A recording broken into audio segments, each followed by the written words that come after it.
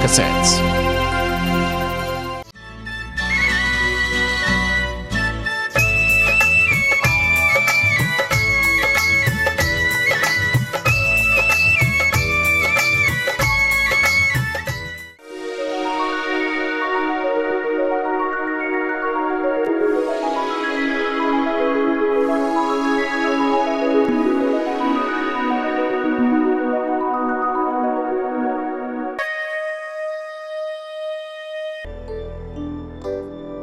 प्रणाम गुरुदेव। आइए सिंहासन की शोभा बढ़ाइए।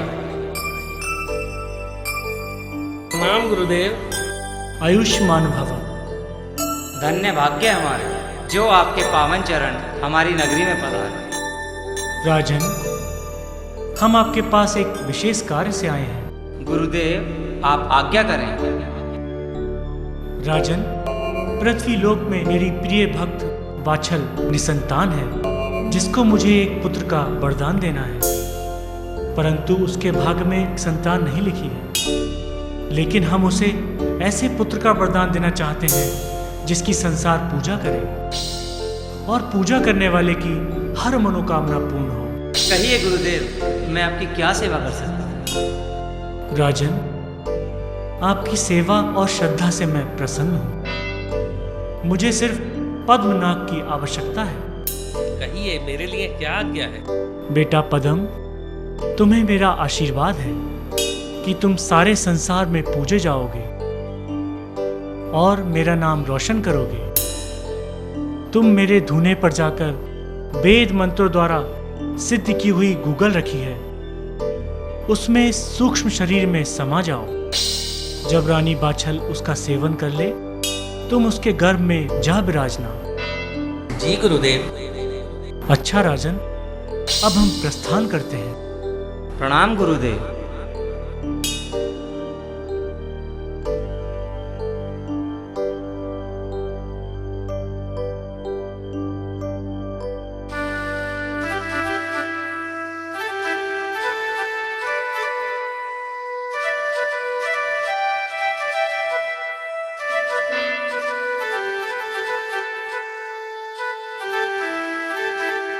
ओम नमः शिवाय।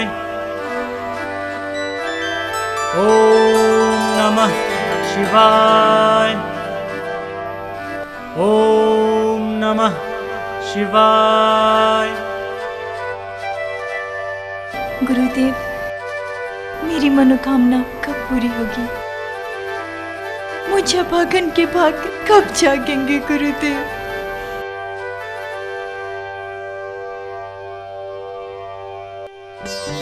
देवी, तुम्हारी तपस्या पूर्ण हुई। अब मैं तुम्हें तुम्हारा मन चाहा वरदान दूंगा।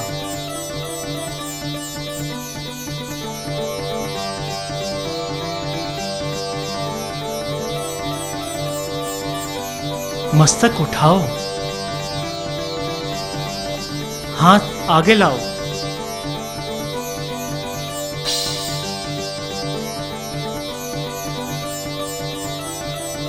इस सिद्ध गूगल के प्रताप से तुम्हें वीर धीर पुत्र की प्राप्ति होगी। ये कोई साधारण बालक नहीं होगा। तुम इसका नाम जहारवीर रखना, जो आगे चलकर जहारवीर गोगा पीर के नाम से प्रसिद्ध होगा और देवताओं के भांति उसकी पूजा होगी।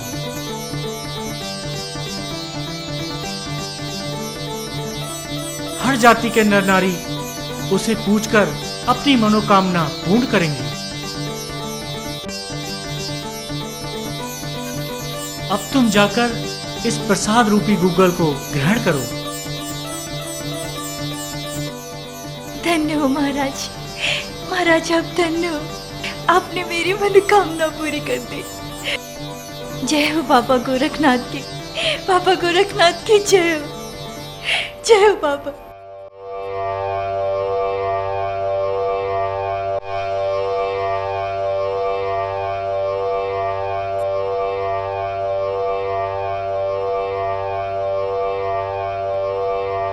महारानी, आज आप बहुत खुश नजर आ रही हैं।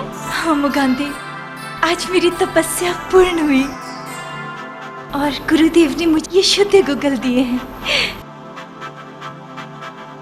जो पांच नारी इसे सादे पानी के साथ ग्रहण करेगी, उसके गोद पुत्र रत्न से भर जाएंगे। महारानी जी, तो फिर आप देर न लगाएं, आप शीघ्र ही इसका सेवन करें। मैं अभी पानी लेकर आती हूँ।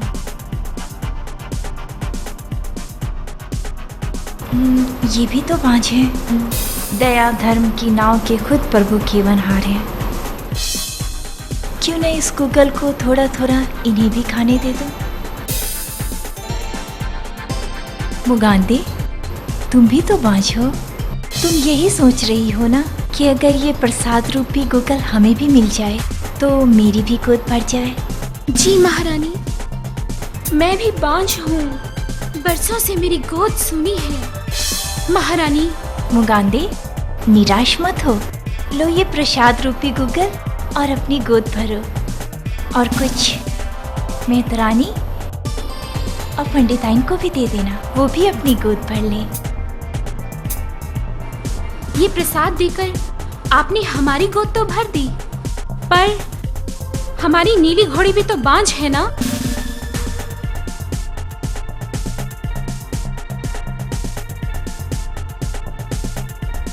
ये लो, ये थोड़ी सी गुगल उनके चाड़े में भी डाल देना। जी महारानी।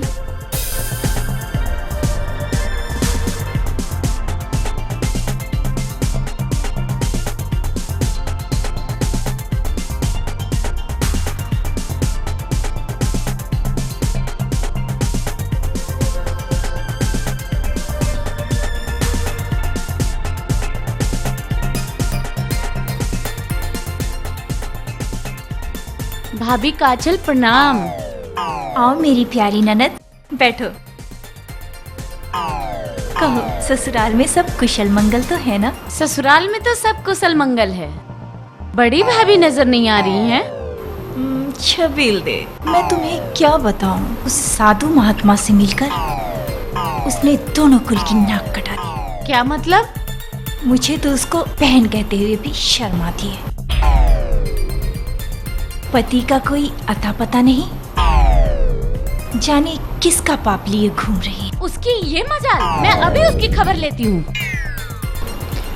लेकिन ननद जी, मेरा नाम नहीं आना चाहिए। आप चिंता ना करें, आपका नाम नहीं आएगा। उसने हमें समझ क्या रखा है? जब यह बन को गए तो गर्भवती कैसे हो सकती है? मैं अभी जाती हूँ।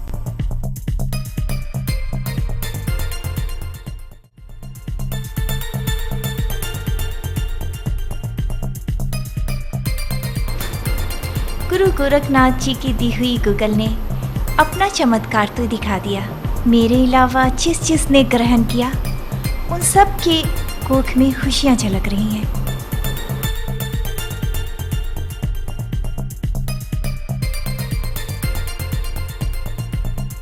हे भगवान, मेरे लिए तो बहुत बड़ी दुविधा बन जाएगी। इन सब के पति तो इनके पास हैं, लेकिन मेरे स्वामी का कोई अता पता नहीं। पता नहीं ये दुनिया मुझ पर किस किस तरह के ताने रखेगी। हे गुरु गोरखनाथ, अब तो तेरा ही सहारा है।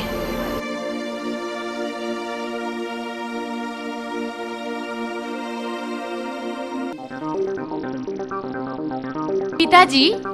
छबील दे, पुत्री, तुम कब आई? तुम्हारी ससुराल में सब कुशल पूर्वक तो हैं?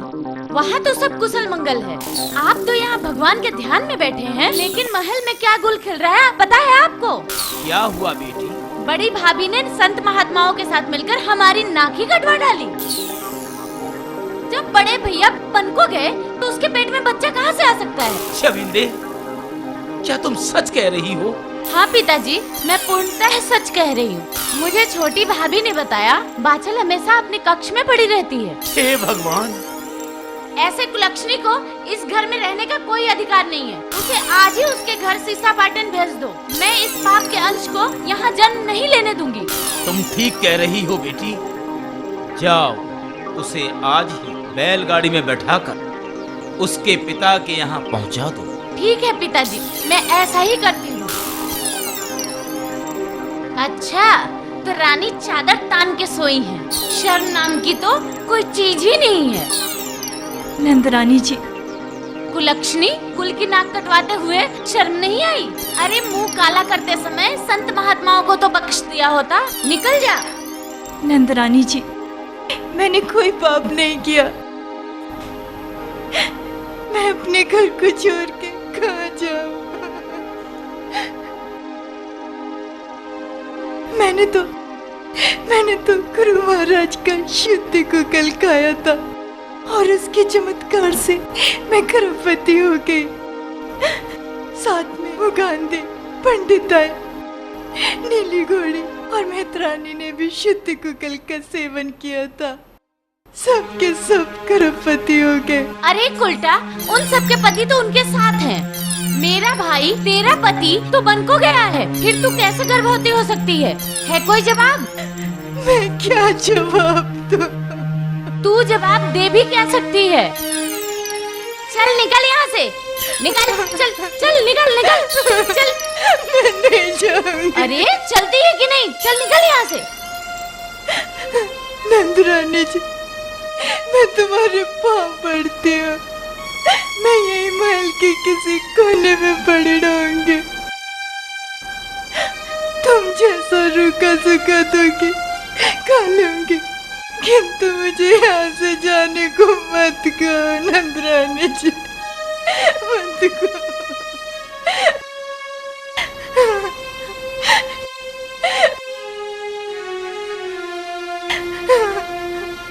छबील दे, मैं तुम्हारी भाभी हूँ, मुझ पे तरस का। मैं अपने बच्चे को लेकर कहाँ जाऊँ? कहीं भी जा, मैं तुझे इस पाप के साथ यहाँ नहीं रहने दूंगी। चली जाओ साधु महात्माओं के पास जिनका ये बच्चा है। चल निकल यहाँ से, चल चल निकल।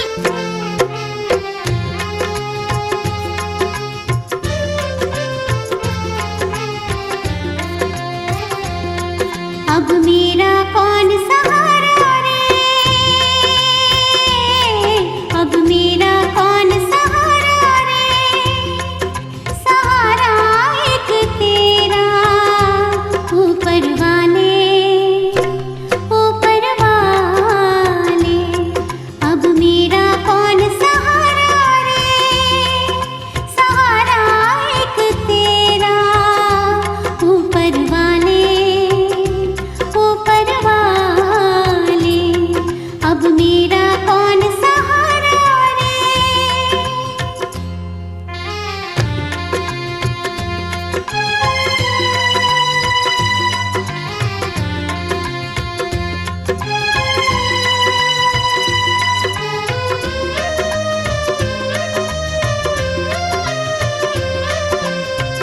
कैसी दुनिया, कैसे रिश्ते, जिनमें ना कोई प्यार है।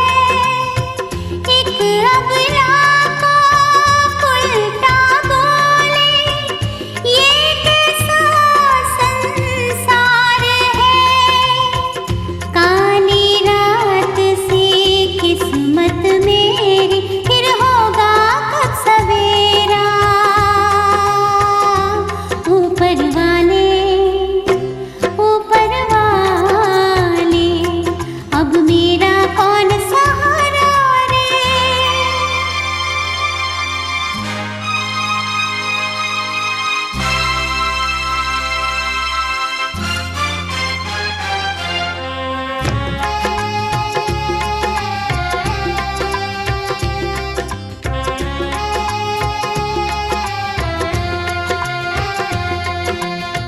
पाप किया ना मैंने कोई, ये तो उसकी माया है। क्यों गुरु गोरखनाथ जिसको कोई समझ ना पाया है। क्यों मेरे जीवन को ऐसे तूफानों ने है घेरा। ऊपर वाले, ऊपर वाले। अब मेरा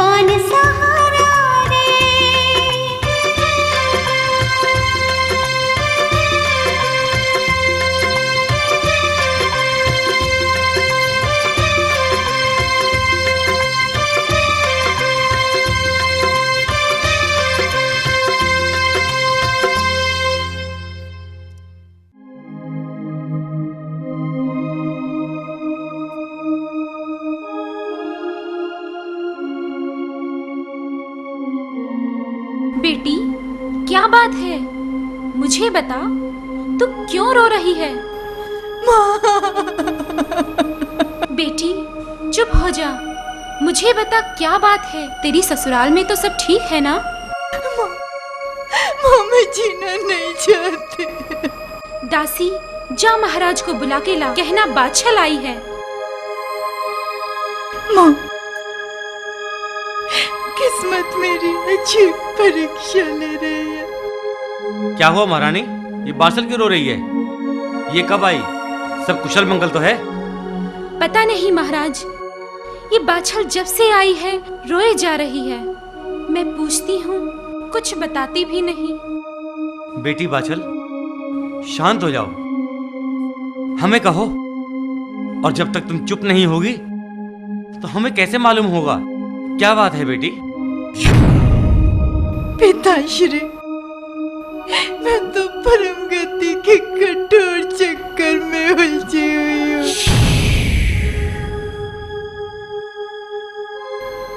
मैंने तो योगी बाबा गुरु गोरखनाथ जी के दोनों कुलों को उज्जवल करने वाले पुत्र प्राप्ति का वरदान शुद्ध कुकर ग्रहण किया। शुद्ध कुकर ग्रहण करते ही भगवान ने गुरु गोरखनाथ जी की कृपा से मेरी गोद भर दी और इस संसार ने मुझे कुलक्षणी कह के पुकारा। माँ, बता मैं कैसे जीऊं? मैं कैसे जीऊं? धीरज रखो बेटी। पिताश्री, आपकी बेटी को उसके ससुराल वालों धक्के मार के निकाल दिया। पिताश्री, बेटी बादशाह, अगर तुम सच्ची हो और उसमें झूठ और जालसाजी नहीं है तो मैं तुम्हारे ससुर का दिमाग ठीक कर दूंगा। परंतु बेटी, तुम मुझसे झूठ मत बोलना। कहीं ऐसा ना हो कि तुम्हारे बाप का सर शर्म से झुक जाए, क्योंकि क्षत्रिय गर्दन कटा सकते हैं लेकिन सर को अपने झुका नहीं सकते। पिताश्री, आप तो अपनी बेटी को भले प्रकार पहचानते। आपने मुझे सत्यता का पाठ पढ़ाया। आपने मुझे झूठ बोलना नहीं सिखाया, तो मैं झूठ कैसे बोल सकती हूँ? पिताश्री, अगर मेरी बात झूठ साबित हुई तो आप मुझे इस धरती पे करवा देना। पिताश्री, मुझसे विश्वास करो। पिताश्री, ठीक है बेटी, अगर तुम्हारी बात सच्ची है तो मैं कच्चे सूत का एक पलंग बनवाऊंगा उसे कुएं पर बिछाकर उस पर तुम्हें बैठना होगा। स्वामी, ये आप क्या कह रहे हैं? मेरी बेटी सूत के धागे पे बैठेगी? नहीं, मैं ऐसा हरगिज नहीं होने दूंगी। और अगर तुम्हारे बैठने के बाद वो कच्चा सूत अगर नहीं टूटता है, तब मैं तुम्हारी ससुराल में चिट्ठी भिजवाकर तुम्हारे ससुर का दिमाग ठीक कर दूंगा, जिससे कि वो याद रखें कि किसी छतरी से पाला पड़ा था। लेकिन अगर बेटी तुम्हारे बैठते ही अगर सूत के धागे टूट गए और अगर तुम कुएं में गिर गई, तो तुम्हारा बाप किसी को मुंह दिखाने लायक नहीं रहेगा बेटी, किसी को मुंह दिखाने लायक नहीं रहेगा बेटी। ठीक है पिताजी, मैं सूत के धागे पर बैठने को तैयार हूँ। मैं आपका सर कभी नहीं झुकने दूंगी। ठीक है बेटी, जैसी तुम्हारी इच्छा। राजा कुंवरपाल के कहे अनुसार कच्चे सूत का पलंग बनवाया गया और उसे कुएं के ऊपर बिछाया गया। राज्य के सभी नर नारी, दास दासियां ये देखकर बहुत दुखी हैं। बाछल की मां बहुत दुखी है। वो अपनी बेटी को कच्चे सूत के पलंग पर बैठने को मना करती है, लेकिन बाछल गुरु गोरखनाथ का ध्यान करके उस सूत के पलंग पर बैठ जाती है। गुरु गोरखनाथ के आशीर्वाद से जय बाबा कच्चे सूत का एक भी धागा नहीं टूटा। यह देखकर सारे सिरसापाटन में खुशी की लहर दौड़ गई। तभी राजा कुंवरपाल ने यह संदेश लिखकर बागड़ प्रांत भिजवाया।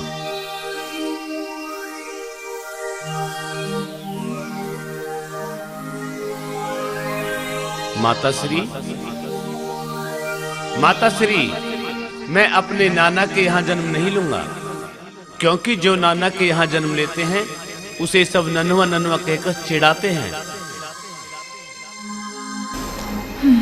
जहारवीर, तू अच्छा मेरे गर्भ में आया।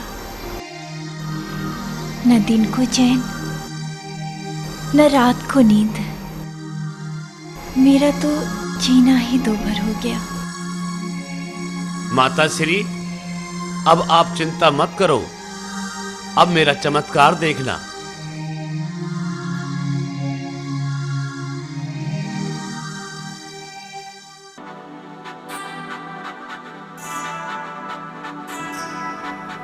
हे भगवान, ये दर्द तो मुझे मार ही डालेगा। पिताजी, न जाने मुझे क्या हो रहा है। मेरी आंखें दर्द से निकलती जा रही हैं। ना जाने क्या हो रहा है। बेटी, अभी तो मैं ठीक था, मेरे सर में बहुत तेज दर्द हो रहा है। पिताजी, बड़े भैया जेवर के ससुराल से कैसा संदेशा आया है? पुत्री, वहां पर तुम्हारी भाभी ने माँ सीता से भी कठोर परीक्षा देकर के अपनी पवित्रता का सबूत दिया है। बेटी, तुम्हारी भाभी निर्दोष है। पिताजी, अब मुझे समझ में आया, हमारी बुद्धि को छोटी भाभी काछल ने भ्रष्ट किया था। मैंने एक निर्दोष पे दोष लगाया। शायद इसकी सजा हमें मिल रही है। एक संत महात्मा के चमत्कार का अपमान किया है। पिताजी, आप जल्द ही बड़े भाई जेवर की तलाश करके भाभी को बुलवाइए। ठीक है बेटी, मैं आज ही से कुंवर जेवर सिंह की तलाश शुरू करता हूँ।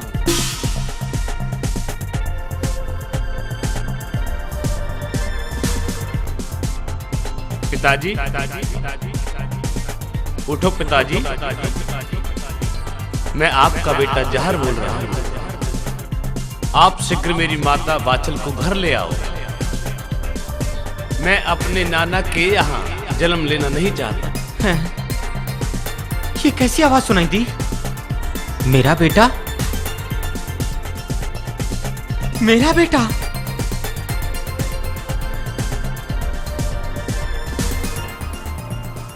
सैनिकों, तुम यहाँ? कहो, क्या बात है? महाराज, हम आपकी तलाश में निकले थे। आपके पिताजी ने आपको याद किया है। क्यों? सब कुशल मंगल तो है ना? नहीं महाराज, स्थिति बहुत विकट है। आपके पिताजी बीमारी से पीड़ित हैं। अच्छा, तो चलो हम अभी तुम्हारे साथ चलते हैं। चलिए महाराज।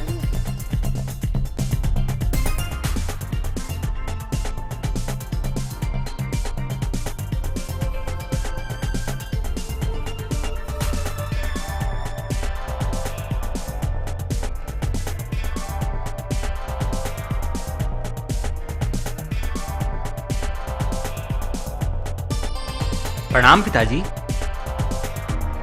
आओ पुत्र आओ, मैं तुम्हारा ही इंतजार कर रहा था। क्या हुआ पिताजी, आपका स्वास्थ्य तो ठीक है?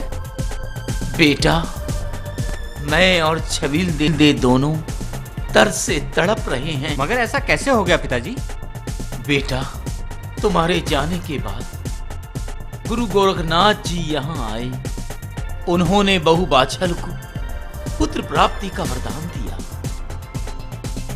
हमने और छबील दे ने उल्टा कह करके उसे घर से निकाल दिया। हमसे बड़ी भूल हुई। बेटा, तुम जाओ और बहू को लेकर आओ। जो आज्ञा पिताजी। और इस तरह से राजा जेवर सिंह अपने पिता की आज्ञा पाकर रानी बाछल को सिरसा पाटन से ले आते हैं।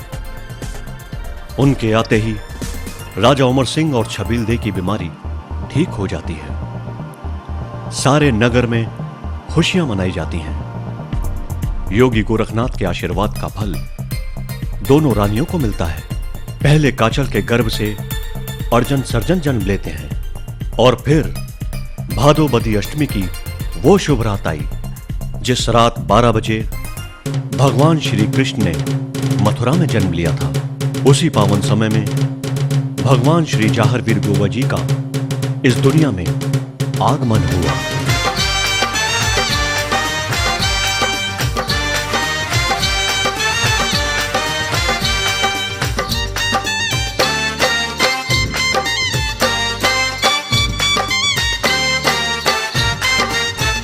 देखो धूम मची है ददरेवा नगरिया, वो देखो धूम मची है ददरेवा नगरिया।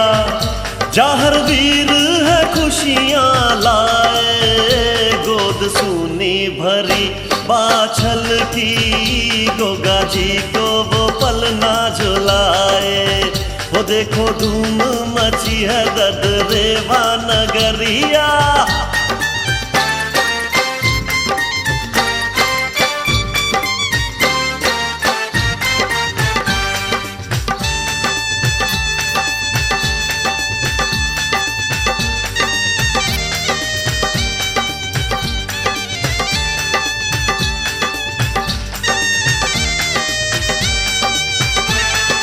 भादो कृष्ण नवमी का दिन बड़ा प्यारा, भादो कृष्ण नवमी का दिन बड़ा प्यारा। गोगा जी है जिनने सारी दुनिया को तारा। बाछल रानी की पूजा रंग लाई, हो जेवर राजा है खुशियां मनाए। गोद सूनी भरी बाछल की, गोगा जी को वो पलना झुलाए। वो देखो धूम मची है ददरेवा नगरिया।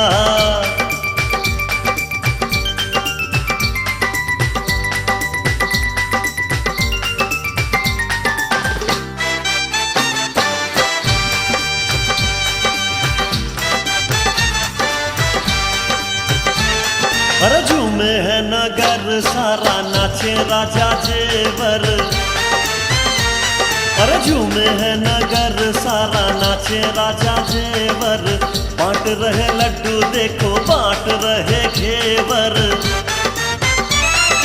ददरेवा नगरी कैसी सजाई, सब मिलके है मंगल गाए। गोद सूनी भरी बाछल की, गोगा जी को वो पलना झुलाए। वो देखो धूम मच मची है ददरेवा नगरिया।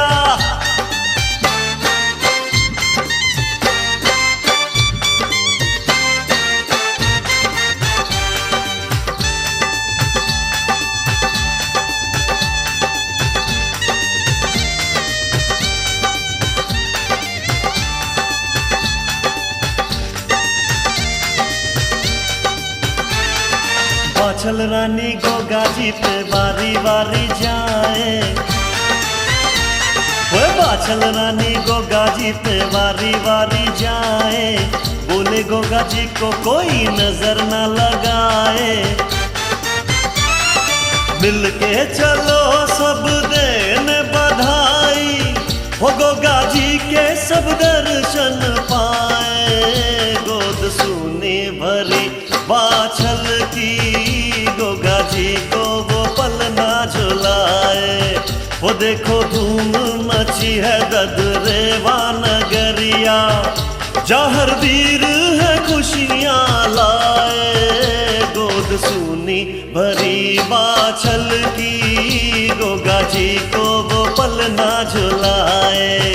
वो देखो धूम मची है ददरेवा नगरिया।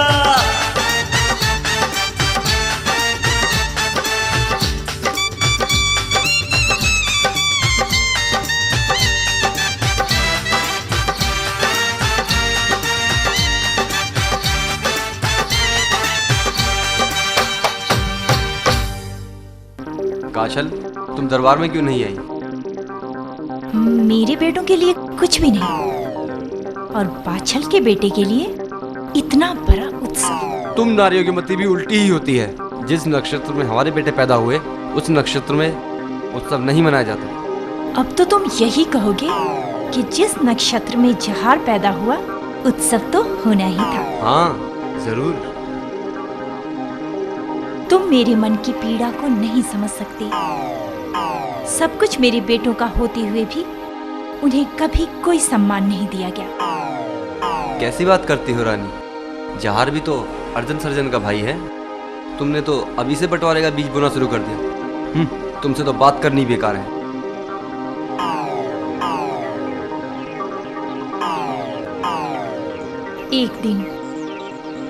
एक दिन मैंने अपने अर्जन सर्जन को सारा राजपाट न दे दिया तो मेरा नाम भी काजल नहीं।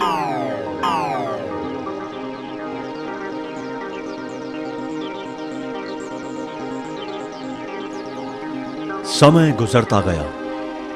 जहारवीर और उसके पांचों भाई अस्त्र शस्त्र विद्या में निपुण हो गए। साथ साथ नीला घोड़ा भी जवान हो गया। एक रात जहारवीर गहरी नींद में सो रहे थे।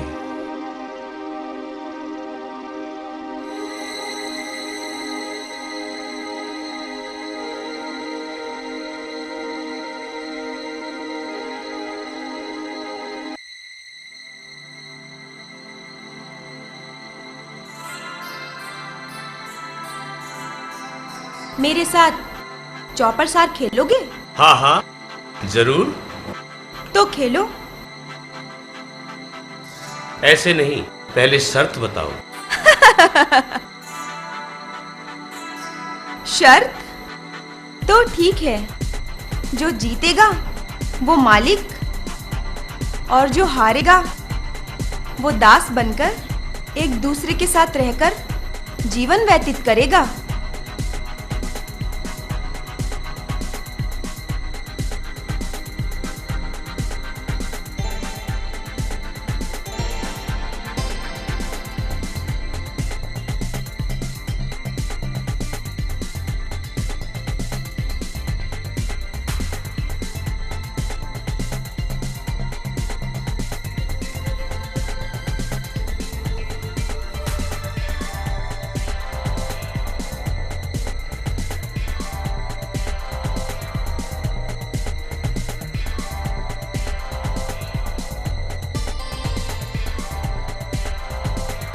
ये लो सुंदरी, आप तो हार गई। सुंदरी, आपको शर्त याद है ना?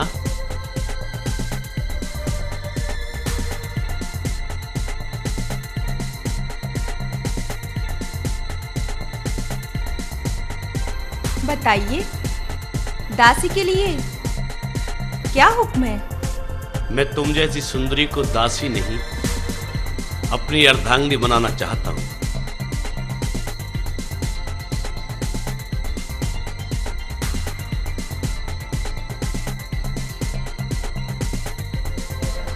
आओ, मेरे साथ फेरे लो।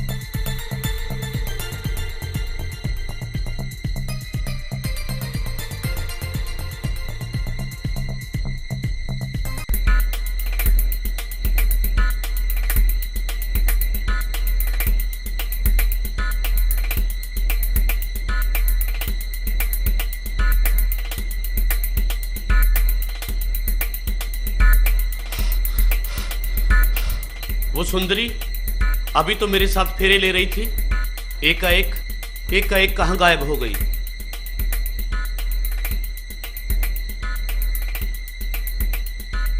प्रणाम माता। खुश रहो बेटा, इतने सुबह सुबह। माँ, अभी मैंने एक सपन देखा। सपन में जो सुंदरी आई उसके साथ मैंने 3.5 फेरे लिए और चौपड़ सार खेला। फिर सपन टूट गया। बेटा, स्वप्न भी कभी सत्य होता है क्या? स्वप्न में तो राजा भिखारी हो जाता है और भिखारी राजा। स्वप्न तो स्वप्न ही होता है। चल, गोरखनाथ जी का ध्यान कर, सब अपने आप दूर हो जाएगा। नहीं माँ, अगर गुरु गोरखनाथ की कृपा रही तो मैं स्वप्न सुंदरी से विवाह अवश्य करूंगा। मेरा भोला बेटा।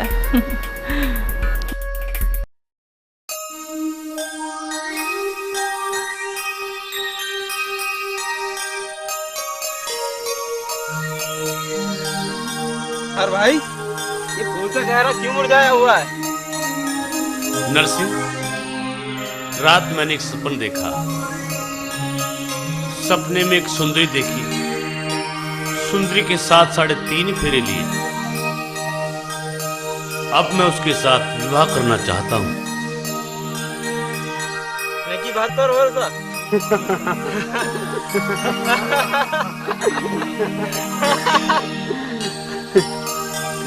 उसने कुछ नाम बताया? 4 धूल में लाठी मारने से कोई काम नहीं। मैं बिल्कुल सच कह रहा हूं। मैं उससे विवाह करूंगा। तुम मुझे अकेला छोड़ दो। तुम सब मुझे अकेला छोड़ दो।